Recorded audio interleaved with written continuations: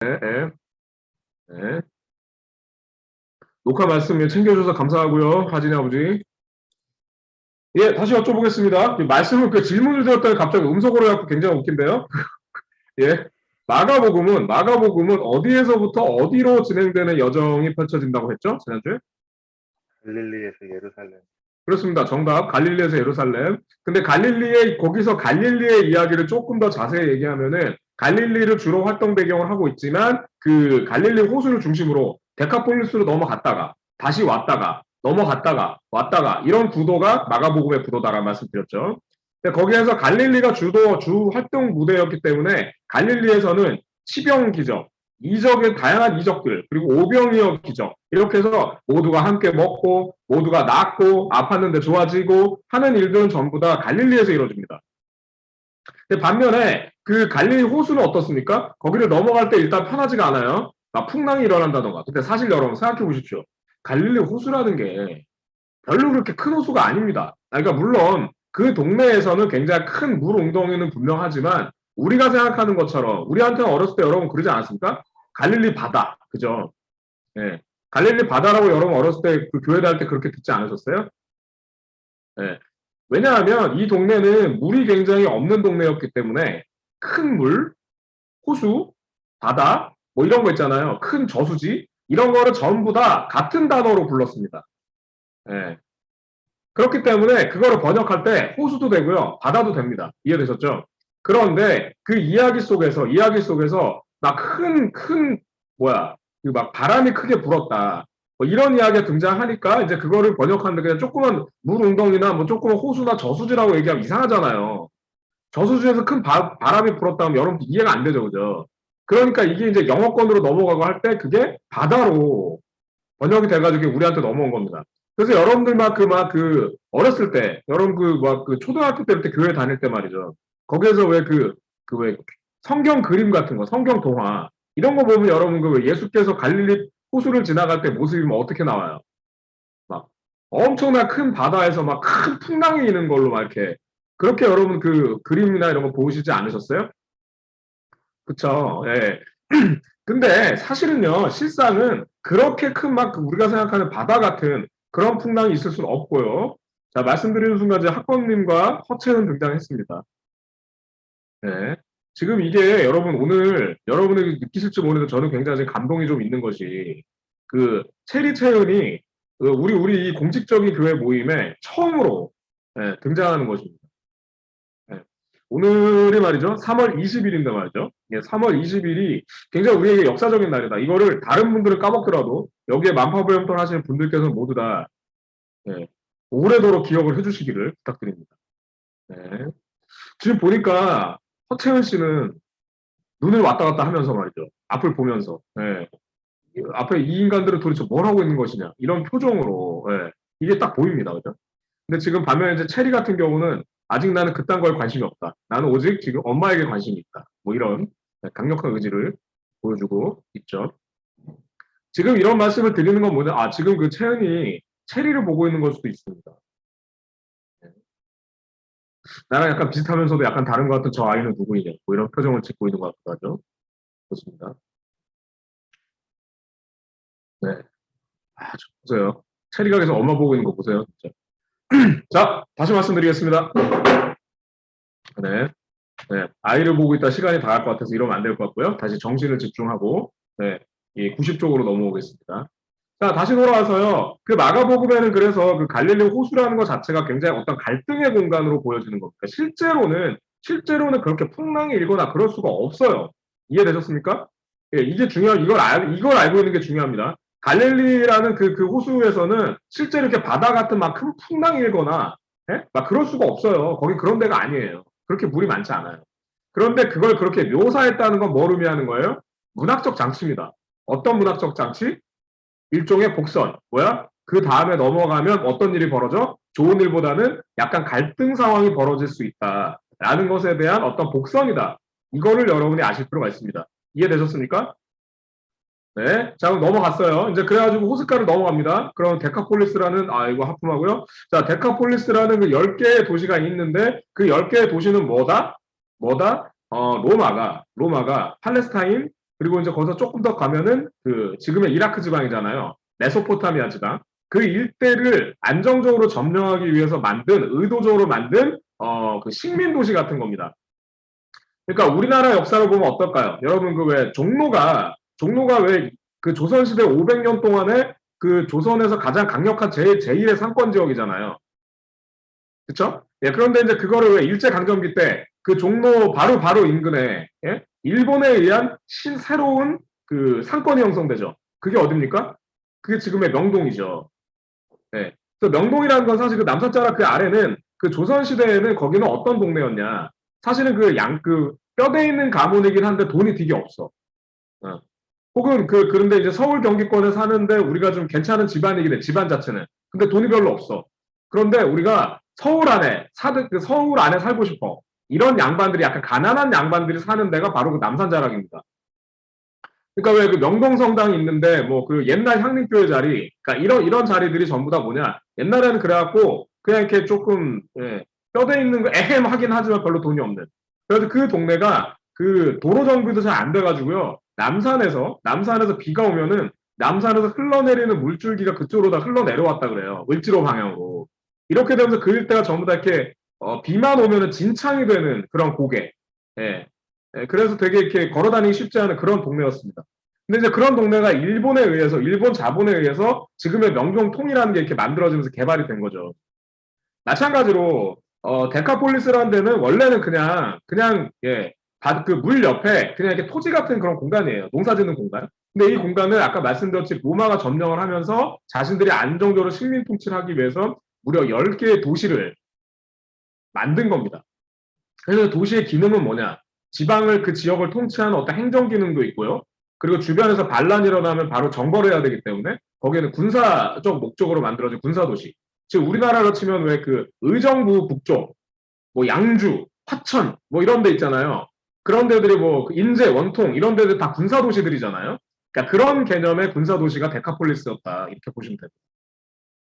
자, 그럼 이제 우리가 이제 생각을 해봅시다. 그런 군사도시, 우리나라에서도 뭐 지금은 그런 예들이 이제 많이 없지만 옛날에 비해서 1970년대, 80년대를 넘어가면서는 사실 왜 의정부 북쪽 이런 지역에서 왜 특히나 미군 부대에 의한, 그러니까 그 부대 소속의 미군에 의해서 벌어지는 성폭력 사건 혹은 어떤 각종 폭력 사건이라는 게 우리나라에도 적지 않이 있었으면 아마 여러분들이 기억하시는 분도 있을 겁니다. 그렇죠? 그러니까 그 군부대 주변이라는 곳이 사실은 좀 그런 일들이 좀 많고요. 예, 그게 아니더라도 옛날에는 군대가 굉장히 더 가난했었기 때문에 군대 주변에 있는 마을 있잖아요. 그런 데는 군인들에 의해서 벌어진 어떤 탈취 사건. 별 대단한 일이 지금 생각하면 되게 웃기는 일이지만 되게 심각한 거. 예를 들어, 장독대에 있는 고추장을 다 가져가 버린다던가. 예, 빨래를 넣으면 빨래를 다 막 가져가 버린다던가. 이런 일들이 정말 우스운 얘기지만 1980년대, 90년대 초반까지만 해도 비일비재했었다. 군대가 있는 동네에서. 예. 그러니까 군사도시라는 지역에서 군인에 의한 폭력이라는 게 사실은 군대라는 것 자체가 이렇게 폭력을 담당하는 집단이기 때문에 예, 그 주변에서 발생하는 폭력이라는 게 어떻게 보면 안타깝지만 되게 필연적으로 발생하는 부분도 있다고 볼 수 있죠. 그러니까 그런 의미에서 우리가 오늘 여기에 나오는 성서 본문을 보면 아까 말씀드렸던 데카폴리스라는 군사도시, 예, 로마의 주둔군이 주둔하고 있는 그런 지역의 무덤에 공동묘지에 어떤 사람이 막 뛰어다니는 소위 미친 사람이 있는 겁니다. 근데 그 사람은 아무도 통제할 수가 없어요. 근데 여기서 재밌는 건 여러분 90쪽 보십시오. 마태복음 같은 경우는 가다라인들의 지방으로 가서 라고 해서 도시 이름이 가다라라고 등장합니다. 맞습니까? 예, 보실 수 있는 분은 맞나요? 네. 자, 그런데 마가복음이나 누가복음, 마르코복음, 누가복음에는 뭐라고 나오죠? 게라사, 거라사, 그죠? 거라사. 우리 개신교 성서 거라사죠. 예. 이게 그래서요, 마가복음에는 거라사인데 마태복음에는 가다라. 예. 지명이 달라요. 그럼 우리는 이렇게 볼 수도 있잖아요. 옛날에 서울이라고도 불렀고 한성이라도 불렀는데 뭐 다 같은 이름 아니야? 이렇게 우리는 그렇게 말하고 싶죠. 말하고 싶지만 여러분도 혹시 기회가 되신다면 여러분 지금 혹시 옆에 성서를 바로 찾을 수 있는 분은 성서 뒤편에는 그 신약 시대의 지도 같은 거 성서 뒤에 지도 나오잖아요. 그걸 예루살렘 지도나 그 이스라엘 지도를 보실 수 있는 보시고요. 만약에 어려우신 분은 나중에 보십시오. 거기 보면 거라사와 가다라는 다른 곳으로 되어 있습니다. 예, 그러니까 그게 같은 지명을 같은 동네를 똑같이 다른 이름으로 부르는 게 아니라 다른 도시예요. 그러니까 10개 도시 중에 가다라라는 도시도 있고 거라사라는 도시도 있는 겁니다. 이해되셨습니까? 예, 그런데 문제는 왜 그럼 이렇게 달리 썼을까요? 이거는요, 그 마가복음은 거라사라고 하는 동네가 여러분 나중에 찾아보십시오. 그게 갈릴리 호수에서 굉장히 상당히 많이 떨어져 있어요. 우리는 얘기할 때 그 호숫가 왜 그 이야기 보면 이야기 끝을 우리가 다 알고 있잖아요. 어떻게 됩니까? 돼지떼로 그 많은 군대 귀신들이 들어가가지고 그죠? 저기 나나님 그 되게 피곤하시잖아요. 그 눈을 감고 쉬세요. 아 진짜 예. 그 눈을 감고 천천히 들으시는 것도 굉장히 도움이 많이 됩니다. 예. 자, 그러니까 너무 애써와 그러지 마시고요. 예, 편하게 좀 들으세요. 편하게 들으시고. 좋습니다. 다시 갈게요. 네. 그러니까 그 우리는 갈릴리 호수에 그 이제 군대 귀신들이 돼지떼에 들어가서 돼지떼가 우르르르 호숫가로 막 달려들어 죽는 거 모습 상상되잖아요, 그죠? 상상해 보세요. 우리 성서에 그렇게 써 있잖아요. 근데 그렇게 하기에는 거라사가 갈릴리 호수에서 너무 멀리 떨어져 있어. 그래갖고 그 마가복음을 알고 있는 마가복음이 가장 먼저 쓰였다고 말씀드렸잖아요. 그러니까 그거를 나중에 이제 참고하고 쓰고 있는 마태복음이나 누가복음 입장에서 기록을 할 때, 아씨 거라사는 너무 먼데? 아 그러니까 이거는 조금 너무 아닌 것 같은데? 그래가지고 본인들이 알고 있는 한 가장 최대한 그 10개 도시 중에 가장 갈릴리에 가까운 도시가 예, 거기에 낙혀 있는 가다라인 겁니다. 그래서 예, 누가복음과 마태복음은 가다라라고 그 도시명을 변경시켜 놓은 것입니다. 이해되셨어요? 네. 그러니까 우리는 여기서 명확한 사실을 알 수 있죠. 이 얘기가 역사적 사실이 아니야? 아니다. 아니에요. 예, 그러니까 우리가 거기에 너무 집착할 필요가 없습니다. 집착하지 마세요. 그러니까 이걸 우리가 자꾸 집착해버리는 순간 우리 종교가 너무 비합리적인 어떤 거로 몰려 들어가기 시작해요. 예, 이거는 2000년 전에 신화적 시대에 자신들의 어떤 존경하는 대상을 신화적으로 작성할 시대의 기록입니다. 그 기록에서 일단 우리가 그 여기서 중요한 거는 마가복음이 왜 거라사를 차용했는가가 중요합니다. 그러니까 거라사라는 동네는 아까 말씀드렸듯이 갈릴리에서 굉장히 멀리 떨어져 있는 데인데 굳이 거기를 찍어가지고 마가복음이 이렇게 무리하게 작성한 이유가 뭘까 이 얘기입니다. 근데 이것이 1970년대, 60년대 후반 70년대 신약학이 그 연구가 이렇게 좀 발달이 되면서 나온 연구 결과는 뭐냐 하면 거라사가 아까 말씀드렸던 10개의 데카폴리스, 10개의 도시 중에 가장 유명한 군사 도시였습니다. 예. 거라사라는 동네가 거라사라는 동네가 가장 강력한 로마 병단, 구체적으로 로마 군단이죠. 로마 군단이 주둔했었던 군사 도시입니다. 그러니까 우리로 치면 양주나 화천 같은 그런 도시라고 볼 수 있죠. 예, 그렇습니다. 자, 그러니까 거기가 군대가 많이 있는 군인들이 많이, 그것도 특히나 외국 군대가 많이 주둔하고 있는 동네. 그럼 우리가 일제 강점기로 보면 어떻게 말할 수 있을까요? 용산이죠, 용산. 예. 용산역 일대가 전부 다 일본군 기지였잖아요. 그래서 그 일본군 기지가 나중에 이제 일본이 패망한 다음에 거기로 미 군정이 들어오고, 웬일이야, 가오리가? 그럴 리가 없는데? 네. 안녕하세요. 안녕하십니까, 서울님. 네. 사랑합니다, 고객님. 네. 자, 뭔가요? 심심해서 들어왔다고? 네. 좋죠. 심심할 때 성서 공부하는 거. 정말 이 사람 대단한 사람이네. 심심한데 성서 공부를 하다니. 대단한 사람이에요. 네. 저희 한번 박수 한번 쳐드릴까요? 와. 와우. 네. 야, 정말 소감할 말이죠. 오늘 그 씨앗 하늘 특별기를 준비하다 보니까 이런 사람입니다. 예, 씨앗 하늘 특별기를 준비하는 정도 되는 사람은 심심할 때 성서 공부를 한다. 이런 굉장히 어떤 중요한 우리가 사실 하나 알게 되었죠. 좋습니다. 가을. 맞습니다. 네. 물 하나 또 배우고. 지금 하진의 아버지가 파일 공유 하나 했는데요. 이게 아마 저거겠죠? 지도겠죠? 예, 거라사가 더 가깝다. 예, 거라사 더 가깝다. 그래요? 그러면은 가다라 거라사 제가 그 말이 바뀌어 있다는 것을 이해하고 잘 들어주십시오. 이게 너무 그러니까 그런 지명에 대한 고민이 있었다는 말씀을 계속 드릴게요. 자, 다시 돌아와서요. 지금 그러니까 말씀드리는 그 도시가 특정 지명을 열거하는 이유가 뭐냐면 그 도시 자체가 군사도시였기 때문에 군사도시였기 때문인데요. 그 군사도시의 연구를 더하면 지금은 어디까지 얘기가 되어 있냐면 그 도시에 있었던 로마 병단이죠. 로마 군단. 로마 군단이라고 당시의 편제는 뭐냐 하면 조금 더 설명을 드릴게요. 로마 군단이라고 하면 군단은 약 10,000명에서 13,000명 정도 되는 부대입니다. 근데 이게 10,000명 내지 13,000명 정도 되는 부대. 우리가 지난주에 백부장 얘기했었잖아요. 그죠? 네. 그러니까 백인 부대가 10개가 모이면 천인 부대고, 천인 부대가 10개가 모이면 기본적으로 한 개 로마 군단이 됩니다. 근데 로마 군단이 하는 행동이 할 수 있는 게 뭐냐면, 당시 로마의 편제에서는요, 원정 전쟁 나가는 거죠. 원정 전쟁. 그러니까 독립된 전쟁을 할 수 있는 기본 최대 단위가 군단이에요. 그러니까 기본 단위가 군단입니다. 그러니까 분단 밑으로는 기초적인 작전을 하는 거고요. 분단 정도가 됐을 때 우리가 알고 있는 로마의 전투, 옛날 고대 로마는 전투하면 육상 전투는 어떻게 하죠? 막 이렇게 왜 이렇게 큰 방패 같은 거 이렇게 딱 싸가지고 막 이렇게 막 이런 거 있잖아요. 그리고 이렇게 이렇게 글래디에이터, 왜 옛날 우리 전사들이 싸우는 칼 이런 거 들고 이렇게 싸우는 그런 방식으로 딱 방진을 딱 짜가지고 하는 그런 기본 제대가 군단입니다.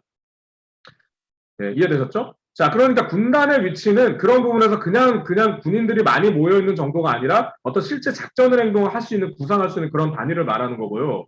그러니까 그 단위에서 이 군단장, 그러니까 군단의 대표는 어떤 존재가 되냐면 고급 귀족입니다.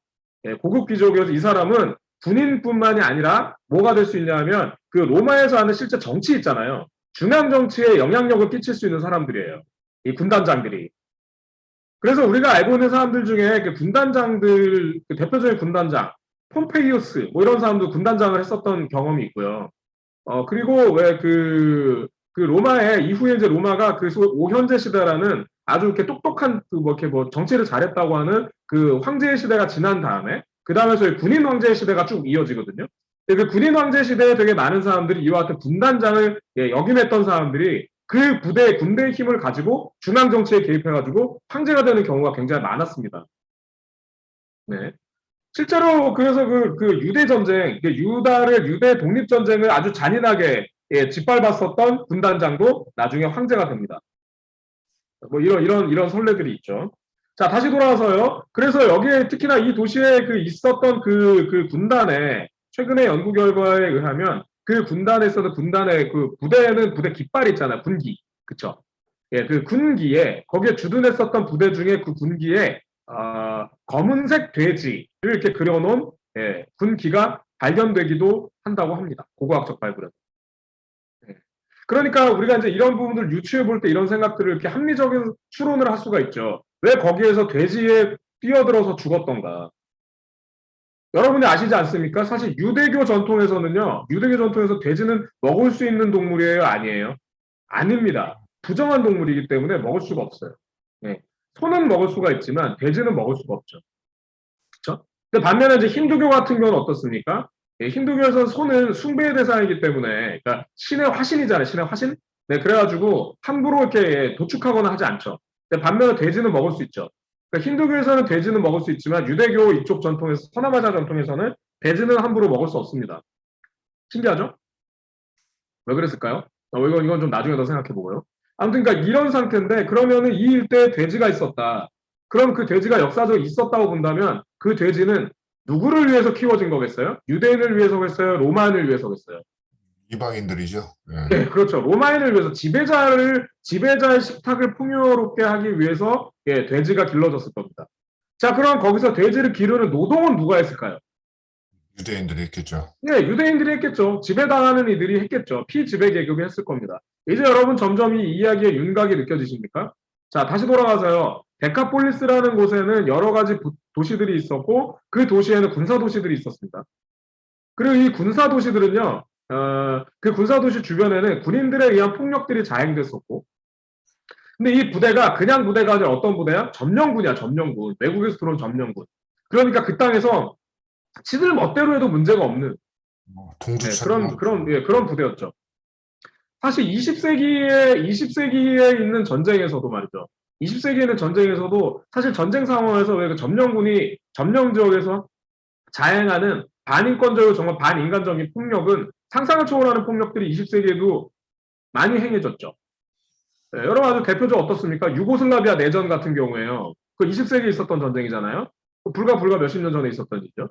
근데 유고슬라비아 내전 같은 경우에 소위 우리가 알고 있는 왜 그 백인들, 합리적 지성이 어쩌고 막 이런 얘기 막 많이 떠들지만 말이죠. 네, 유고 내전 상황에서 벌어졌었던 많은 이야기 속에서 인종 청소, 네, 우리 민족이 아니야. 그래서 상대방 인종을 다 죽여버려야 돼. 그래서 자행됐었던 일이 뭐냐면 남성들은 다 죽이고요. 여성은 예, 정말 끔찍한 얘기지만 우리 민족의 씨를 받아서 출산시켜야 돼. 이런 목적으로 엄청나게 많은 그 집단 성폭행이 이루어집니다. 남성들은 막 처참하게 죽이고, 예, 그러니까 민간인 여성들에 대한 성적 학대가 어마어마하게 벌어지고, 이게 백주대낮에 그냥 뭐 아무렇지도 않게 소위 문명사회라고 하는 곳에서 발생했었던 일이죠. 자, 하물며 그 2000년 전의 전쟁 상황, 그러니까 그 점령 상황은 어떻겠습니까? 그러니까 그 로마가 팔레스타인이라는 데 지배하고 들어와가지고 자기들에게 피부색도 다르고 말이죠. 걔네들 유럽에서 온 인간들이잖아요. 그러니까 이렇게 하면서 소위 이제 그 서남아시아, 아시아 인종들에 대해서 엄청나게 그 지역에서 엄청나게 막 공격하고, 예, 뭐 폭력을 자행했을 겁니다. 아마 그런 상황에서 많은 사람들이 그 폭력에 의해서 희생당하기도 하고, 그리고 그이들에 의해서 아까 10개 도시가 그냥 만들어지겠어요? 엄청나게 많은 그 노동력을 예, 진달당했겠죠. 예, 그런 노동력을 착취당하는 상황에서도 많은 사람들이 죽었겠죠. 예. 그리고 그이들에게 그 농산물도 엄청나게 빼앗기지 않았겠습니까? 세금이라는 명목으로. 예, 그러면서 먹을 거를 뺏기고 그러고 나서 이 민중들은 많은 사람들 다 아사하기도 했겠죠. 예. 그리고 또 민간인에게 자행되는 무수하게 많은 폭력들, 그런 상황에서 엄청나게 많은 사람들이 군대 주변에서 많은 사람들이 예, 죽어 나갔을 겁니다. 그러니까 이 10개 도시의 어떤 특정 도시를 지명해서 그 도시는 지금 왜 그 하진의 아버지가 보여주셨듯이 사실은 갈릴리 호수하고 다 일정 부분 거리들이 다 있잖아요. 그러니까 이렇게 거리가 있는 도시들을 굳이 찍어서 이 도시에서라고 얘기하는 이유는 그 도시에서 이런 폭력이 있었다는 것을 지금 이 성서가 증언하고 있는 것입니다. 그러니까 그게 아니라면 예, 그렇게 먼 데서 돼지가 비탈길을 달려내려가지고 갈릴리 호수에 빠져 죽었어라는 얘기를 굳이 할 필요가 없어요. 앞뒤가 안 맞아요. 앞뒤가 맞지 않습니다. 자, 여기서 하나 더 나가 볼게요. 자, 걸어서 가다라는 아까 말씀드렸듯이 그래서 지명과 표기에서는 본인들이 볼 때 다소 합리성을 찾아가기 위해서 작성했다라고 말씀드렸고, 그런 부분에 좀 더 가면은 여기에서 그 공동묘지라는 곳은 그러니까 그냥 단순히 그냥 사람들이 다 천수를 누리다가 돌아가신 곳 이럴 수도 있지만, 예, 그럴 수도 있지만 그렇지 않을 가능성이 지금 훨씬 더 크다. 그 예가 뭐냐? 그 공동묘지를 돌아다니면서 미쳐서 움직이고 있는 사람이 있기 때문이에요. 이해되셨습니까?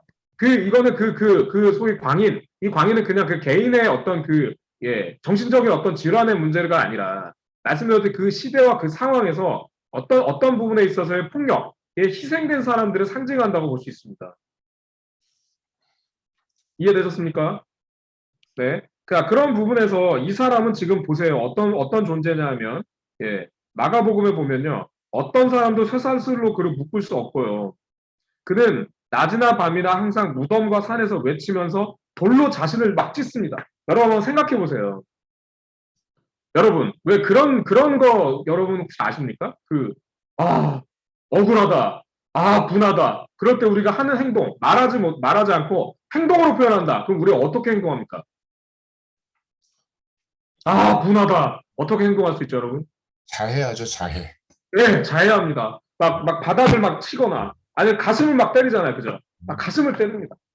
그러니까 여기 지금 나오는 이야기에서 낮이나 밤이나 항상 무덤과 산에서 외치면서 돌로 자신을 찢는다. 이게 그냥 단순히 정신질환 때문에 그런 걸까요? 그렇지 않아요. 이거 뭔가 지금 굉장히 억울하고 너무 절통하고 원통한 어떤 이야기를 지금 보여주고 있는 겁니다. 이해되셨습니까? 자, 그런 부분에서 이제 마침내 예수가 등장합니다.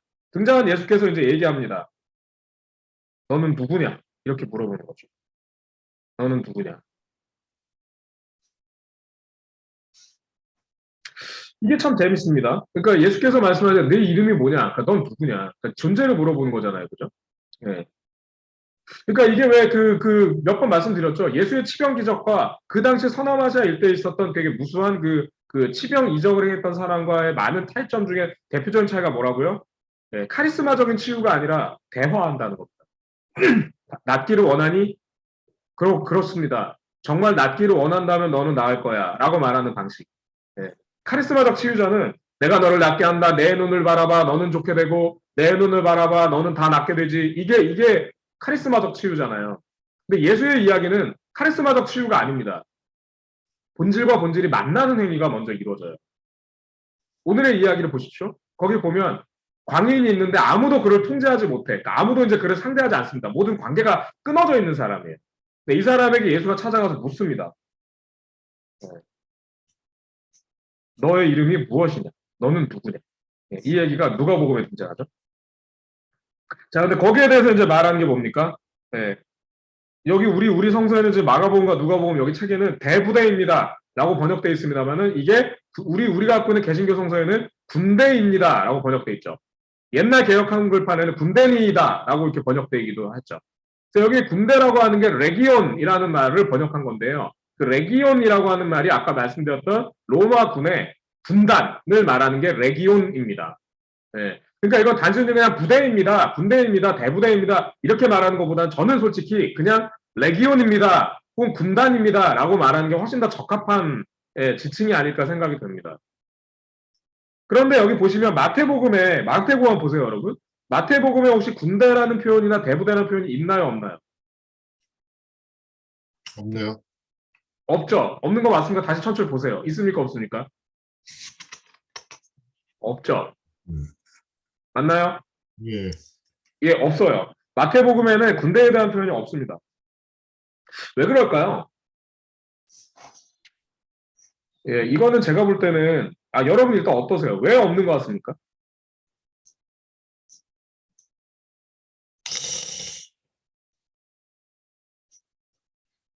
자, 죽었다.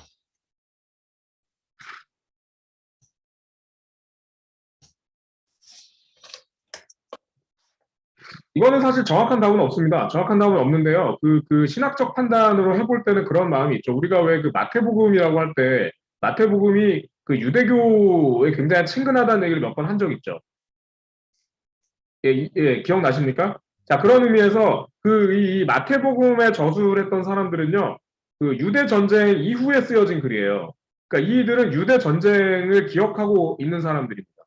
예. 예, 그런 부분에서 왜 그렇지 않겠어요, 여러분? 우리가 일제강점기를 경험했어, 예를 들어. 근데 거기서 어떤 사람들은 우리가 일본과 싸워야지, 독립을 쟁취해야지, 이렇게 판단하는 사람도 있겠죠.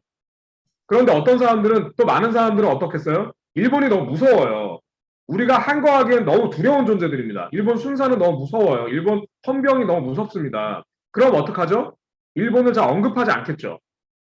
이해되세요? 그러니까 왜 옛날에 그런 거 있잖아요. 옛날 일제강점기에는 아이가 울어. 그럼 어떻게 아빠가 얘 울지 마. 너 자꾸 울면 순사 온다.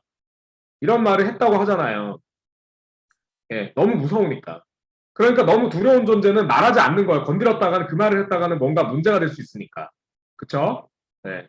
그쵸? 자, 그러니까 마태복음 같은 경우 왜 군대라는 레기온이라는 단어 쓰지 않았냐? 아마 이들이 유대인들 중심적인 공동체여서 아마 그이들에게 로마라는 얘기를 로마 군이라는 말을 별로 하고 싶지 않았던 것 같아요. 예. 근데 반면에 그 누가복음 같은 경우는 어떻습니까? 그 가난한 사람, 낮은 사람, 약한 사람에 관심이 누가복음이 많다 그랬잖아요. 그러니까 그이들은 그런 의미에서 계급적 측면에서 지배 계급을 분명하게 드러내고 싶었다. 네, 이렇게 볼 수도 있는 것 같습니다. 이해되십니까?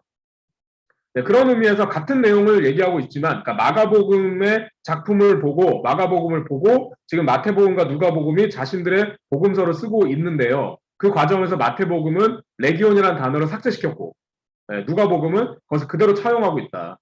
네, 이런 부분도 그 공동체가 가지고 있는 어떤 공동체의 상황이라던가 그이들이 갖고 있는 성향 이런 부분도 여기서 볼 수가 있습니다. 그런 의미에서 보자면 아까 마태복음은 어떨까요? 마태 공동체는 약간 좀 사람들이 좀 조심스러운. 예. 우리는 이건 지금 우리 모임을 좀 지키는 게 중요해. 너무 이렇게 소위 레디컬하게 나가면 안 될 것 같아. 그러니까 이런 생각들을 좀 하고 있는 상황이 아니었을까. 그런 생각이 들고요. 누가복음 같은 경우에는 우리는 우리의 예수께서는 가난한 사람을 위해서 가난한 사람 구세주로 오셨다. 그러니까 이 신앙 고백이 되게 강했었던 그런 공동체가 아닐까. 뭐 이런 생각을 좀 해보게 됩니다. 그다음에 여기 보시면 그래서 돼지떼로 들어가서 그 군대 귀신한테 이제 말하잖아요. 우리를 좀 괴롭히지 마세요. 그래갖고 우리 어떻게 할까? 이제 그러니까 여기 보면 이제 그 너희들 우리 가도 됩니까? 제발 우리를 괴롭히지 말아주세요. 그러니까 이게 예수께서 와서 그 관계가 단절된 사람과의 관계를 만나 줌을 통하여 이 군대가 갖고 있었던 어떤 그 아픔 있잖아요. 예. 그 아픔. 이건 이제 왜 그 심리학적으로 말하면 어떻게 말할 수 있죠? 트라우마죠, 트라우마. 예. 혹은 애도하지 못한 단계. 예, 이런 단계가 될 수 있죠. 예, 그런 상태에서 어떤 이와의 지극한 만남을 통해서 그것이 애도되는 과정으로도 볼 수 있죠. 이 이야기를, 이 문학 작품을 우리가 이렇게 심리학적으로 생각해 본다면. 네, 그런 과정에서 이제 더 이상 이전에 있는 트라우마가, 이전에 있는 아픔이 이 사람 안에 있을 수 없어요. 나가야 됩니다. 해소돼야 돼요. 나갑니다. 나갈 때, 그러니까 그 이야기는 이제 그거를 귀신으로 풀고 있는 2000년 전의 이야기니까, 언어니까요. 그래서 우리 나갈게요. 우리 나가게 해주세요. 그러니까 예수께서 가! 이렇게 하니까 나갔죠. 나갔는데 얘네들이 어디로 가요? 돼지떼로 들어갑니다. 그래서 돼지떼로 들어가서 이 돼지떼가 우르르 막 들어가가지고 물에 들어가서 다 죽었다. 이 얘기잖아요. 자, 그러니까 여기서도 말씀드렸듯이 돼지떼가 왜 죽죠? 여러분, 그럼 이걸 우리가 이거를 생태 환경적인 의미로 한번 생각을 해보자고요. 돼지는 무슨 죄예요, 여기서? 돼지가 무슨 죄가 있어서 죽습니까? 그럼 우리가 얘기할 때 이거나 다 하나님의 뜻이니까 하나님 뜻 앞에서 돼지는 죽어도 돼요? 여러분 그렇게 생각하십니까? 여러분이 믿는 하나님? 그러니까 자신의 뜻을 드러내기 위해서 수많은 돼지떼를 그냥 갑자기 막 생떼 같은 돼지떼들을 갑자기 물속에 들어가 전부 다 막 수장시키는 하나님. 여러분 그런 하나님 믿으세요? 이게 여러분의 신앙에 안 걸려요? 그러니까 걸린 적이 없으세요, 지금까지? 예, 우리가 이런 고민을 좀 가질 필요가 있습니다. 성서를 보면서. 예. 여러분이 믿는 하나님께서 자신의 뜻을 드러내기 위해서 수많은 생명을 그냥 눈도 깜짝 안 하고 죽여버리는 그런 하나님을 여러분이 믿으시지 않는다면, 네, 그런 하나님이 여러분의 하나님이 아니라면 이 성서는 여러분한테 역사적 사실이가 그냥 아멘 이러고 넘어가면 안 되는 거예요. 뭔가 여러분들 해석이 돼야 되는 겁니다. 그래야 여러분에게 하나님의 말씀이 될 수 있는 거예요. 이해되셨습니까? 그러니까 우리가 자꾸 제가 이거 진짜 역사적 사실 아니에요. 이런 얘기를 하는 게 여러분의 신앙을 제가 시니컬하게 만들거나 뭐 냉소적으로 만들거나 아니면 신앙에서 떠나라고 이런 말씀을 드리는 게 아닙니다. 그냥 덮어놓고 믿지 말라는 말씀을 드리는 거고요. 이걸 우리가 생각해 봤을 때 이 이야기는 역사적 사실일 수가 없어요. 그리고 이게 역사적 사실이라면 우리는 그런 하나님 믿으면 안 됩니다. 그렇지 않아요? 예, 생떼같이 돼지떼 그냥 순박한 그냥 예, 주인이 갖다 주는 음식 먹고 그냥 뭐 이렇게 풀 뜯어먹고 이런 돼지가 왜 갑자기 죽어야 돼요? 말도 안 되잖아요. 예, 그러니까 이 이야기는 아까 말씀드렸듯이 돼지는 어떤 존재야? 예, 이 유대인들에게는요 본인들의 음식이 아닙니다. 그러니까 본인들의 필요를 위해서 기르고 있는 게 본인들의 필요의 노동이 아니에요. 지배자를 위해서 있는 존재들이고요. 그리고 지배자들이 자신들을 위해서 지금 유대인 이들을 눌러서 예, 강제로 노동을 시키는 어떤 그런 상징. 그러니까 여기서 얘기한 돼지라는 건 그러니까 꿀꿀꿀꿀 돼지를 말하는 게 아니고요. 이 돼지는 지배자들을 지금 상징하고 있는 겁니다. 이해되셨습니까? 그리고 이 어떤 그 옛날 이야기들의 상징성을 우리가 봐야 되는 겁니다. 당군 이야기에서 우리가 이 부족과 저 부족의 어떤 연대를 통해서 국가가 만들어졌다. 그러니까 우리가 그런 부분은 상징 언어를 가지고 역사를 해석해내잖아요. 역사적 가능성을. 마찬가지로 2000년 전에 있는 우리가 이 이야기 속에서 당시에 그럼 이들이 발견했던 어떤 신앙 고백이 뭐냐. 그리고 그것이 우리에겐 지금 어떤 하나님의 말씀이냐. 이 부분이 해석을 통해서 여러분에게, 우리에게 와야 된다는 거죠. 자, 그런 의미에서 이 돼지 때는요, 아까 말씀드렸듯이, 강압적으로 자신들을 노동시키고, 그리고 강압적으로 그 땅을 점령하고, 그리고 무력을 가지고 본인들에게 끊임없이 예, 폭력을 행사하고, 그리고 그 주변에 있는 공동묘지로 상징되시지, 굉장히 많은 어떤 목숨을 앗아갔던 그런 악이, 그 악이 마침내 물러간다. 그 악과의 대립과의 싸움을 통해서 물러갔다. 그러니까 이런 이야기의 어떤 상징 언어다라고 볼 수 있습니다. 이해되셨나요? 자, 그와 같이 이 얘기를 보실 필요가 있습니다. 자, 근데 여기서 또 재밌는 건 뭔가 하냐면요. 92쪽 보세요. 92쪽 보시면은 이 엄청난 사건, 그러니까 여러분 이건 이제 문학적인 어떤 내용으로 한번 여러분이 머릿속으로 생각해 보세요. 엄청난 사건이 이제 동네에서 벌어진 겁니다. 거다라나 가다라가, 예, 가라사였던 거, 예, 저렇게 말이 계속 꼬이네요. 지금 계속 말하고 있으니까. 이 어떤 도시인지 모르겠죠. 하여튼 그 두 도시 어딘가에서 엄청난 사건이 벌어졌습니다. 사건, 근데 우리가 이건 계속 외우면 잊지 마셔야 되는 건 그 도시는 어떤 도시라고? 그 도시가? 지배자의 도시. 그쵸? 그러니까 그 지배자의 도시니까 거긴 피지배 계급도 살겠죠. 그 지배자들한테 봉사해야 되니까. 그쵸? 하지만 그 도시는 기본적으로 그 도시민들의 핵심은 뭐예요? 지배자들이거나 지배자에게 친하거나. 그쵸? 그러니까 그걸 우리 일제강점기로 생각해보면 어때요? 아까 용산에 일본군이 있다 그랬잖아요. 그죠? 그리고 그 명동통에 일본인들이 이제 일본 자본이 와 있잖아요. 그죠? 그럼 그 주변에 그 주변에 사는 조선인들 말이에요. 예? 그럼 거기에는 이제 그 사람들에게 노역을 하는 사람도 있겠지만 실제로 일본군하고 일본인이나 이렇게 친해가지고 그쵸? 장사도 하고 뭐 그러니까 이렇게 본인이 조선인이긴 하지만 현실적으로 일본인과의 어떤 관계 속에서 이익이 더 많으니까 그 옆에 또 장사하고 같이 살고 이런 사람들도 존재했겠죠. 그거를 우리가 무슨 뭐 친일파라던가 굳이 그렇게까지 말할 필요가 없죠. 아니 그렇게 살고 있는데 그걸 어떻게 하겠어요. 그렇지 않습니까? 자, 그 마찬가지로 이렇게 봤을 때 이런 그 10개의 도시도 거기에 있는 유대인들 생각해 보세요. 그 유대인들 중에 강제 노역에 시달리는 사람 이런 사람도 있겠지만 예? 거기에 있는 로마인들을 상대로 뭐 장사를 한다던가 아니면 그 사람들에 필요한 생필품을 이렇게 뭐 공급해 주면서 돈을 받는다던가 아니면 그이들이 자기들이 하고 싶지 않은 어떤 일들을 이렇게 시켜가지고 뭐 유대인을 통제하는 일 같은 거 있잖아요. 일종의 중간 관리자 이런 걸로 있는 유대인들이 있다던가 아무튼 그 주변에 그 로마인을 통해서 먹고 사는 인간관계가 있는 그런 유대인들도 상당히 있었을 겁니다. 그쵸? 자, 그런 사람들이 볼 때 지금 예수 같은 이런 존재가 나타나가지고 말이죠. 그 군대를 쫓아내. 군대 기실을 쫓아내. 자, 그러면 그이들의 눈으로 볼 때 예수는 함께하고 싶은 사람이겠어요? 아니겠어요? 아니죠. 예, 불편합니다. 예수라는 존재가 불편해요. 불편하고요. 그이들이 완전히 정말 친일파나 친로마파가 아니라면 말이죠. 그렇게 살고 있는 본인의 삶에 대해서 약간 사실 이렇게 밤에 그냥 소주라도 한잔하면서 솔직히 얘기 나누면 아마 거의 예외 없이 지금 내가 살고 있는 게 사실 부끄러워요. 좀 내가 조금 하지 말아야 되지 아닌가 싶어요. 그런데 먹고 살아야 되는데 어떻게 해. 아이들이랑 살아야 되고 가족들이랑 살아야 되는데 어떡하겠어요. 입에 풀칠을 하는 이런 거라도 해야지 뭐. 이렇게 생각하는 사람들이 많겠죠. 근데 그 사람들의 입장에서 볼 때 예수라는 존재는 뭐예요? 자신의 양심을 되게 건드리는 어떤 사건일 겁니다, 이게. 그렇겠죠? 자, 그러니까 그이들이 하는 반응이 뭡니까? 예수에게 거기 92쪽에 보면 자기네 지역에서 떠나주세요 라고 말하게 되는 겁니다. 예. 그러니까 이게 말해요. 여러분 생각해보세요. 갈릴리 땅에서는 어때요? 예수가 이적을 행하면 많은 군중들이 예수를 따르잖아요. 예수를 찾아 나서고 예수의 곁으로 옵니다. 근데 지금 이 10개의 도시에서는 엄청난 사건이 이적이 벌어졌는데 거기에서 이 지역 주민들의 반응이 뭐예요? 제발 떠나주세요. 이렇게 말하는 겁니다. 제가 불편해요, 마음이. 이렇게 되는 겁니다. 이게 바로 아까 말씀드렸듯이 갈릴리와 데카폴리스 지역에서 유사한 이적이 벌어져도 그 이적에 대한 반응이 다른 모습으로 묘사되는 게 바로 이 대표적인 언어들입니다. 그러니까 우리는 이것을 통해서 무엇을 할 수 있느냐. 그러니까 당신의 이야기 속에서 이 예수 공동체 있죠? 예수 공동체나 혹은 예수를 따르는 그 다음에 예수 신앙 공동체. 이 공동체들이 갖고 있는 정서가 반로마 정서가 좀 있었다라고 볼 수 있죠. 그러니까 이들이 유대인들 중에도 친로마적인 성향이 있는 사람들이 있을 거 아니에요. 그쵸? 근데 이 예수 공동체나 예수 신앙 공동체, 초기 교회, 초대 교회, 이 사람들은 로마에 대해서 그렇게 온정적이지 않았다. 그리고 그 로마에 온정적인 사람들이라면 약간의 돈도 좀 있고, 약간의 권력도 있고, 이런 사람들은 사실 로마에게 친할 수밖에 없잖아요. 로마 시대니까 로마에 친해야지 뭐 관직에 나갈 수도 있고 돈을 벌 수도 있을 테니까. 그쵸? 마치 우리 일제강점기 때 신사참배해야지 사업할 수 있잖아요.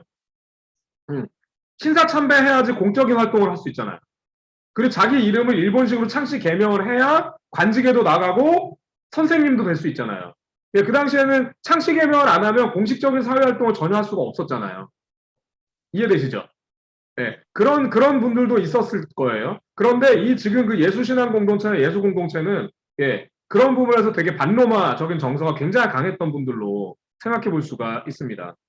자, 이해되셨습니까? 자, 그렇다면 우리가 이제 그 군대 귀신, 거라사 가다라에 있는 군대 귀신이라는 이야기를 우리는 이제 들을 때 우리는 어떤 이야기를 이제 우리 마음속에 이게 남아야 할까요? 아마 이전에 우리가 그냥 기성의 교회에서는 아마 그냥 단선적으로 이 성서를 볼 때는 그랬을 겁니다. 그냥 예수의 기적 중에 하나. 그쵸? 정신질환이 있어가지고 크게 어떤 문제가 발생한 사람을 예수께서 한 큐에 고쳐주셨다. 뭐 이런 이야기로 우리는 이야기가 인식되어 있을 가능성이 있습니다. 근데 우리가 이걸 꼼꼼히 볼 때는 어때요? 거라사 가다라라는 도시 이름으로 상징되듯 그 도시를 의도적으로 지금 기술하고 있는 그 의도성에서는 뭐가 드러난다? 그 도시의 특성이 드러난다. 그 도시의 특성은 뭐냐? 예, 군대가 주둔했었던 지배자의 땅, 지배자의 도시였다. 자, 그 지배자의 도시, 그 도시가 만들어지고 거기에 있는 군인들에 의해서 어떤 일이 벌어져? 엄청난 폭력이 벌어졌다.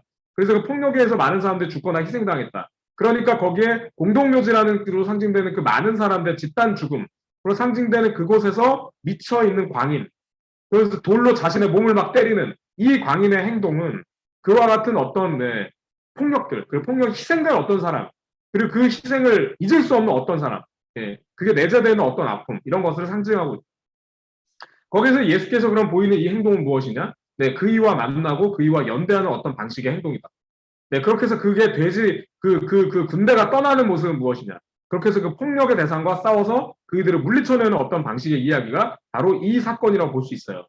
근데 그 이야기 속에서 결국은 이것도 그러기는 하지만 그 동네에 있는 사람들과 예수께서는 연대하지 못합니다. 예, 그이들이 자신의 양심이 찔려요. 그래서 떠나게 되죠. 이 이야기는 예수 공동체와 예수신앙 공동체가 가지고 있는 본인들이 갖고 있는 그때 당시에 이들이 갖고 있는 어떤 정체성이 어땠는가, 신앙적 정체성, 종교적, 정치적 정체성은 어땠는가, 뭐 이런 부분들을 살펴볼 수 있다는 말씀을 드렸습니다. 자, 그런 의미에서 보시면 그 다음 중풍병자 이야기는 여러분들이 다 이제 아시는 얘기가 넘어가고요. 근데 거기 이제 93쪽에 요한복음, 오래간만에 요한복음이 등장하잖아요. 그죠? 거의 기적 기사는 요한복음이 없는데 말이죠. 여기 보면은 거기에서 일단 당신은 중하단에 보면 당신은 건강하게 되기를 원합니까? 라고 하면서 요한복음에 질문하는 예수가 등장하죠. 그죠? 이렇게 그 말씀드렸잖아요. 요한복음은 어떤 스타일이야? 합리적인 어떤 사변적이고 합리적이고 대화와 철학적인 어떤 논의가 중요한 그런 공동체라고 말씀드렸잖아요. 그러니까 여기에 나오는 예수께서는 철저하게 대화합니다. 아주 철저하게 대화합니다. 근데 이런 대화가 다른 데는 그 유사한 이야기 옆에 있는 그 평행 본문이죠. 다른 본문에는 상대적으로 적어요. 그런 대화 장면이. 짧거나 적습니다. 그러니까 이것도 아까 말씀드렸듯이 유사한 이야기를 얘기하고 있지만 공동체마다 그 이야기를 풀어내는 방식들이 굉장히 다르다. 마태복음은 어때? 마태 공동체는 어때? 유대교적인 베이스가 굉장히 강하면서 굉장히 종교적인 거에 관심이 많아요. 사회적인 영역보다는 종교적인 영역에 관심이 더 많은. 그리고 사람들이 굉장히 좀 이렇게 조심스러운. 그런 부분에서 성향이 좀 강하다. 마가복음 같은 경우는 이야기 속에서 나타나듯이 어떤 부분에 필요하다면 우리가 하는 교리 있잖아요. 신앙. 이것을 아주 강력하게 대비시키면서 드러내고 싶었었던. 누가복음 같은 경우는 어때요? 우리가 신앙 고백하는 것도 중요합니다. 신앙생활하는 것도 중요해요. 근데 어떤 것이 그와 상응할 만큼 중요해? 사회적으로 가난한 사람, 약한 사람과의 연대와 참여. 이것이 굉장히 중요했었던 사람들. 요한 공동체는 어때요? 나머지 세계 공동체보다 굉장히 인텔리스러운 사람들. 굉장히 좀 배운 사람들. 그러면서 이 사람들은 구원이란 무엇인가? 천국이란 무엇인가? 도란 무엇인가? 거듭남이란 무엇인가? 어떤 이런 눈에 보이지 않는 형이상학적인 어떤 논의, 이 대화가 굉장히 중요했었던 그 대화를 통해서 뭔가 얻어가는 방식, 그 영지, 이런 걸 얻어가는 방식이 굉장히 중요했었던 사람들로 볼 수가 있습니다. 어떻게 이제 우리가 지금 이제 100여 쪽 가까이 보고 있는데 여러분이 내 복음서 공동체의 어떤 그런 다른들이 조금씩 느껴지십니까? 네, 여러분 이렇게 모두 다 이렇게 이구동성으로 이렇게 모두 다 고개를 끄덕이시는 모습이 정말 제가 가슴이 풋해지고 갑자기 이렇게 눈물이 흐를 것까지는 아니지만 아무튼 그렇습니다. 자, 94쪽 보시면요. 여기는 이제 또 굉장히 유명한 장면이죠. 이렇게 쭉 가면은 그 세리 세관과 함께하는 장면이 등장하죠. 여기 보면 이제 그 요한복음을 보면 여기에 사케오가 등장합니다. 거기도 보면서 여러분 보십시오. 그 95쪽 보면은 다른 복음서와 달리 굉장히 많은 이야기가 사케오와의 대화 이야기가 등장합니다. 그래서 거기 보면은 저는 우리 집에 정말 데리고 가고 싶은데요. 저는 키가 작아가지고요. 뭐 이런 얘기 등등등. 저는 우리 집에 오세요. 그리고 저의 소유의 반이라도 나눠 드릴게요. 등등등. 이런 이야기들 굉장히 많은 어떤 이야기들이 막 등장하는 게 보입니다. 왜 이야기가 요한복음에 많이 나오는지는 여러분께 설명을 드렸죠. 자, 오늘 이야기는 여기까지 하고 마무리할게요. 자, 여러분께 이 얘기를 한번 질문 드려 마무리해 보겠습니다. 자, 그 당시에 세관은 어떤 존재냐면요. 아까 제가 왜 데카폴리스 얘기할 때 로마에 이렇게 친하게 있으면서 생계를 유지하고 이렇게 왜 자신의 지위를 유지한 사람들이 있었다라고 말씀드렸잖아요. 그 중에 대표적인 존재가 세관입니다. 그러니까 이거는요, 지금 우리가 생각하는 국세청을 생각하시면 안 돼요. 국세청 공무원을 생각하시면 안 됩니다. 어떤 존재냐면 이런 겁니다. 로마의 통치 방식은 제가 예를 들어 저랑 하지 말게요. 지금 나나님께서 예를 들어 나나님께서 세종시를 지배하는 지배자예요. 원래 서울을 지배하는 지배자였는데 세력을 넓혀가지고 세종시를 지배하게 됐어요. 네. 그래서 세종시를 지배하고 있는데 거기 가가지고 지배하는 방식은 내가 나나님이 직접 가가지고 직접 다 세금을 걷는 방식이 있겠죠. 근데 그거는 약간 좀 힘들기도 하고 약간 번거로워요. 세종시에 대해 잘 모르거든요. 예. 그리고 나나님한테는 더 중요한 이유가 있는데 뭐냐면 곧 도모해가지고 김포를 점령하려고 그래요. 예, 지금 김포는 그 영주가 조정현인데요. 조정현의 땅을 뺏어가지고 다 이렇게 빼앗으려고 하는 목표를 나나님이 가지고 있습니다. 그러니까 거대한 어떤 세력을 만들려고 해요. 그런 상태에서 세종시에만 집중할 수가 없잖아요. 그럼 어떻게 할 수 있을까요? 세종시를 잘 알고 있는 어떤 존재에게 일종의 대리 통치를 맡기는 방식이 있겠죠. 이렇게 하면 됩니다. 그 대리 통치를 맡기는 방식에 여러 방식이 있는데 그 중에 로마가 취했던 방식 중에 세금 방법은 이런 겁니다. 거기에 있는 그 동네에 있는 사람들 잘 아는 사람 있잖아요. 그 동네 잘 아는 사람을 하나 세워요. 그러면서 로마가 봤을 때 예를 들어 세종시가 대충 떼져가지고 한 100만 명의 시민이 있다. 그 100만 명이면 한 사람당 얼마씩 때려가지고 예를 들어 대충 말하는 겁니다. 1년에 나한테 천억 원만 나한테 줘. 천억 원만 줘. 그리고 네가 알아서 해. 이렇게 하는 거예요. 그 다음 네 알아서 해. 자, 그걸 누구한테 시키냐? 세종시를 잘하고 있는 김종환한테 시키는 거예요. 그 일을. 자, 그럼 김종환의 입장에서는 김종환은 어떻게 되는 겁니까? 1년 동안 열심히 모아가지고 천하나님에게 천억 원만 갖다 주고 그리고 나머지 생기는 돈은 본인이 알아서 가지면 되는 거잖아요. 자, 그럼 여기서 그럼 김종환이 움직일 때 천억 원만 모아가, 우리도 다 피지배 계급인데, 그럼 사람들한테, 우리 천억 원만 모으면 다 해결돼요. 그러니까 천억 원만 모으고 여러분 다 평안히 계세요. 이렇게 할까요? 그렇게 할 리가 없죠. 한 1,500억 모으겠죠. 예, 그렇게 한 다음에 나나님한테는 천억 원을 바치고, 그럼 나나님은 천억 원을 받아가지고 김포를 점령하는데 정벌 하는데 전쟁 비용으로 쓰겠죠. 네. 그러면 이제 종환님 같은 경우는 어때요? 천억만 올려보내고 500억은 본인이 싹 가지는 방식. 그럼 본인은 지역에서는 체나나라는 강력한 지배자가 딱 등에 그 뒷배로 있기 때문에 주변의 사람들이 1,500억을 걷어도 김종환한테 아무 말을 못 하겠죠. 그러니까 이런 악행을 저질렀던 게 당시의 세리들이었던 겁니다. 예, 이 사람들은 월급을 받거나 중앙에서 이런 사람들이 아니에요. 그래서 그 지역에 있는 통치자가 올해 1년 동안 얼마를 줘라고 이렇게 목표를 주는 거예요. 그럼 그 목표치 이상을 걷어냅니다. 그러니까 목표치 자체도 사실 굉장히 무리한 금액일 가능성이 크죠. 그러니까 지배자가 아까 얘기한 나나님이 김포하고 전쟁을 해야 되는데 조정현과 전쟁을 해야 되는데 여유 있게 한 1,000억을 거둘 수 있는 땅에서 사람들 힘들겠네 한 600억만 걷어 이렇게 할 리가 없잖아요. 나는 1,000억 원이 필요하니까 1,000억을 걷어 오란 말이야 이씨 이렇게 하겠죠. 그럼 사실은 세종시에 사는 분들한테는 1,000억 원도 힘든 상태인데 그런데 거기서 김종환은 1,000억 원 자신의 이익이 필요하기 때문에 1,000억 원 이상의 돈을 뽑겠죠. 자, 그러면 그 세종시에 사는 사람들이 볼 때는 채나나님도 싫지만 김종환도 싫겠죠. 어떤 면에서는 채나나님보다 김종환이 더 싫을 수도 있죠. 채나나님은 가끔 보는 사람이에요. 가끔 보는 사람이지만 김종환은 1,500억을 거두려고 막 혈안이 돼서 돌아다니고 있을 거 아닙니까? 돈 좀 벌었네? 내놔. 막 이런 거 막 할 거 아니에요. 그죠? 그러니까 사실은 김종환이라는 존재, 즉 세관이라는 존재가 훨씬 더 무섭고 그리고 훨씬 더 싫은 존재일 겁니다. 자, 그런 느낌에서 우리가 오늘 이야기에서 마무리를 여러분께 던지려고 합니다. 자, 여기에 보면 그런데 아까 왜 이 예수 공동체나 예수신앙 공동체가 말이죠. 로마에게 반로마적 정서가 있는 것 같다고 말씀드렸잖아요. 자, 그렇게 본다면 세리에게는 우호적이었겠어요? 아니면 반대하고 싶어요? 걔네 싫어했겠어요? 싫어했겠죠. 자, 그런데 우리가 지금 갖고 있는 성서 이야기 속에서 여러분이 알고 있는 성서 이야기, 지금 나나님이 성서 보지 않으셔도 알고 있는 이야기 있잖아요. 거기에 이야기 속에서 세리나 세관을 배척하라고 나오던가요? 아니에요. 특히나 아까 요한복음의 자케오 이야기에서 어떻습니까? 예수께서 자케오 집에 가서 같이 식사를 합니다.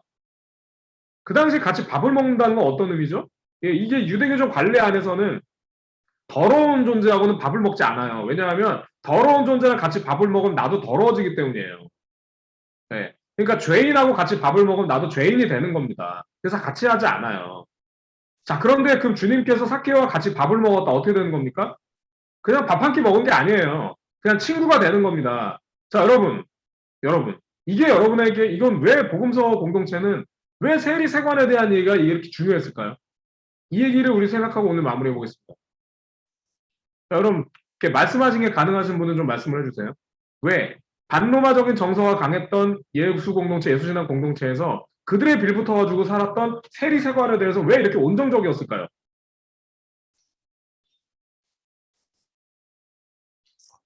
뭐 예수 공동체 좀 이론으로 좀 있지 않았을까요? 세리들이.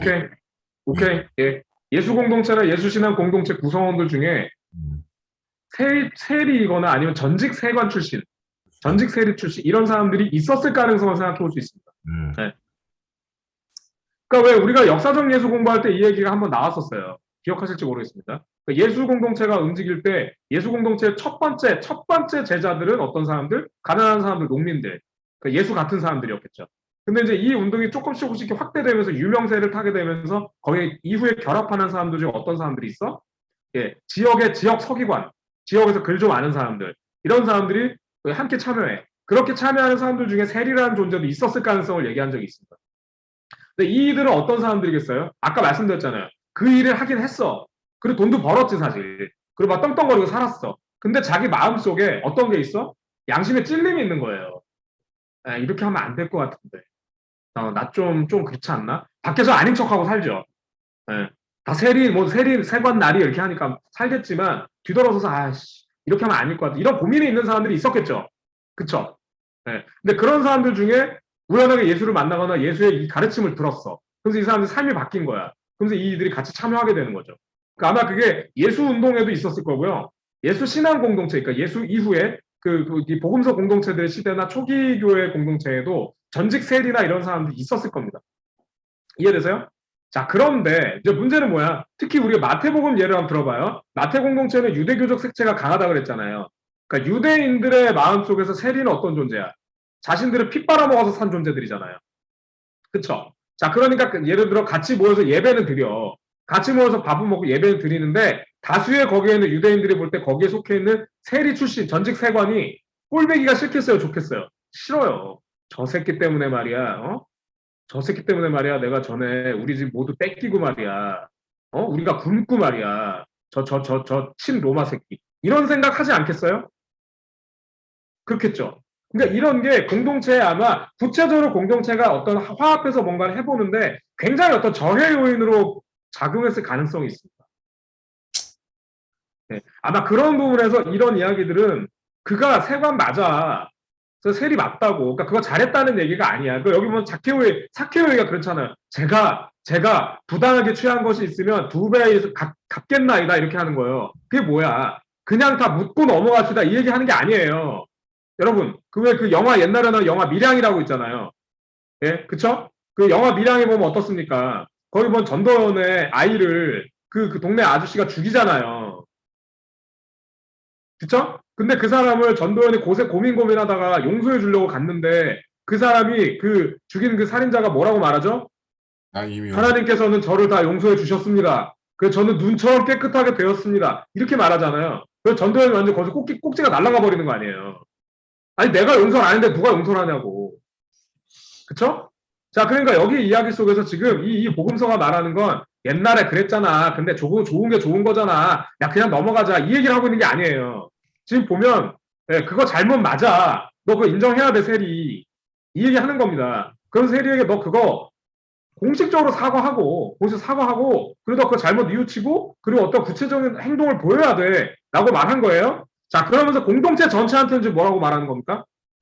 그렇게 자신의 잘못에 대해서 이건 아니었다라고 생각하고, 그리고 과거의 잘못에 대해서 이제 그렇게 살지 않으려고 노력하는데, 우리가 언제까지 그것을 옛날의 것에, 멈춰가지고 언제까지 지금도 계속 나쁜 놈 하고 있을 거냐. 그것을 우리 받아들이고 한 공토지로 갑시다. 지금 그것을 예수 그리스도의 이야기로 교인들에게 말하고 있는 겁니다.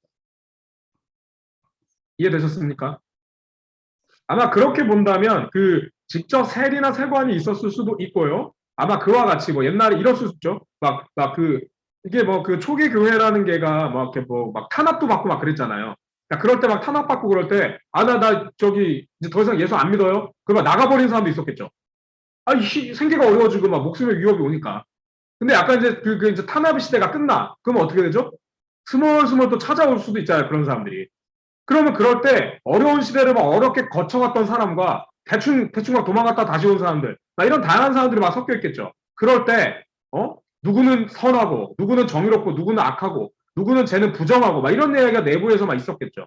그러니까 바로 그럴 때, 이와 같은 이야기들은 우리가 함께 갑시다. 잘못한 거 맞아. 잘못 인정해. 그리고 우리가 또 인정한 것에 대해서 받아들이고 같이 갑시다. 아마 그런 목회적 메시지가 아닐까 생각해 볼 수가 있습니다. 자, 오늘 준비한 얘기는 여기까지입니다. 혹시 의견 있으시거나 준비하고 싶은 말씀 있으시면 말씀 주십시오.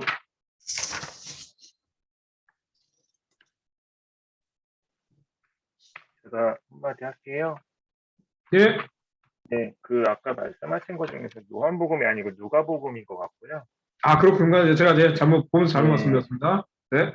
그리고 아마 그 아까 계속 말씀하실 때 그 세관원 얘기 나오고 여기 보면 뭐 죄인, 세관원과 죄인들, 세관원과 죄인들. 아마 세관원도 죄인이라는 인식으로 같이 보면서 이 얘기를 꺼내고 싶지 않았나라는 생각이 들고요. 그 아까 말씀하신 그 돼지 군대는 자꾸 그걸 그 출애굽이 연상되더라고요. 이제 바다 지나갈 때 딱 붙이면서 그 뒤에 쫓아오는 군대들이 다 죽잖아요. 그러니까 그런 것처럼 왜 그게 연상이 됐냐면 이러한 능력을 했던 거는 그때 당시 때 뭐 역사적인 이야기는 아니지만 그들의 내려오는 게 하나님이 그 역사를 이루잖아요. 그죠? 여기에 이거 똑같이 그 역사를 하기 전에 하나님의 아들인 당신이 하나님의 아들인 이 표현 속에서 이 예수가 이런 이적을 해가는 것도 어떤 하나님의 능력 뭐 이런 식으로 표현을 해서 어떤 이렇게 연관이 되는 게 아닐까, 그런 걸 회상시키는 게 아닐까라는 좀 상상과 생각을 좀 해보긴 했었어요. 아무래도 뭔가 구약과 뭔가를 계속 연관시키고 싶은, 모세의 오경과 연관시키고 싶은 마음이 있어서 그랬나 싶기도 하고 그냥 그렇게 한번 생각을 한번 해봤어요. 예, 예. 중요한 말씀 주셔서 감사합니다. 아마 직접적인 연관관계가 있을지는 아직은 알 수 없고, 그건 정확하진 않습니다. 정확하진 않은데, 요는, 우리가 그런 생각 계속 말씀드립니다만, 이 당시는 기독교라는 게 완전히 정확하게 분화되지 않은 시기잖아요. 혹은 막 분화되었을 시기이기 때문에, 네. 지금 제 얘기 잘 들리세요? 네, 잘 들립니다. 네, 여기가 지금 약간 인터넷 불안정했다 잠시 나왔어서요. 다시 말씀드릴게요. 그러니까 당시에 아직 기독교가 완전히 분화되지 않았거나, 네, 저도 지금 얘기하면서 자꾸 이렇게 눈길이 자꾸, 예, 체리한테 가 있어가지고, 예, 예, 다시 정신을 차리고, 예. 유대교에서 분화되지 않았거나 아주 막 분화됐을 때이기 때문에 이들이 갖고 있는 어떤 기본적인 정서 중에 사실은 예, 그 유대교가 갖고 있는 기본 정서가 다 있다고 볼 수 있어요. 자, 그런 부분에서 이들이 뭔가를 설명해내고 기록해야 할 때 본인들이 갖고 있는 상상력 있잖아요. 상상력. 상상력 속에서 자신들이 갖고 있는 어떤 그 신앙적인 유산을 기반했을 가능성은 충분히 생각해 볼 수 있습니다. 그런 의미에서 여기에 나오는 이야기에서 물과 어떤 그 구세력의 대립 속에서 그 악한 세력의 죽음, 그러니까 물에서의 죽음, 이런 이야기와 출애굽기는 그런 부분의 모티브에서 생각해 볼 수 있다. 하지만 네, 아주 직접적인 연관관계가 있다라고 보기는 조금 어렵다. 이렇게 볼 수 있는 것 같습니다. 네, 혹시 다른 분 질문이나 의견 있으십니까? 네, 없으시면 고생 많으셨고요. 그 다음 이어지는 내용은 그 치병이나 이적 기사 이런 게 되게 비슷한 것들이 많아서 조금 띄어가지고 107쪽. 네, 다음에는 107쪽부터 시작해 보도록 하겠습니다. 자, 그리고 지금 아까 제가 나나님께는 그 지난주 여쭤보고 할 때는 아직은 모르겠다고 말씀하셨잖아요. 아직 지금 표현 일정이나 이런 거는 아직 나오지 않았나요? 회원 돌아오는 금요일 날 할 수 있을 것 같아요. 아, 금요일 일단 날짜가 나왔군요. 예. 아, 그럼 금요일이면은, 예, 예, 아직은 며칠이 더 있어야 되겠으나, 예, 뭐, 그거는 그렇으나 참, 예, 나나님께서 며칠을 더 고생을 하셔야겠습니다. 네. 네, 수고 많이 하시고요. 이제 좀 있으면 점심 드셔야겠네요. 네, 점심 맛있게 드시고요. 네, 지금 체리는 자는 건가요? 알겠습니다. 네, 네. 내가 목소리 갑자기 줄어드네요. 네, 잘 자기를 바라고요. 아이구나. 네, 나머지 분들도 점심 맛있게 잘 드시고요. 예배위원분들께서는 1시 40분에 뵙도록 하겠습니다. 늦겠다. 늦겠다. 아이고, 안녕. 자, 마칠게요. 점심 맛있게 드십시오. 어, 네. 이따 뵐게요. 네.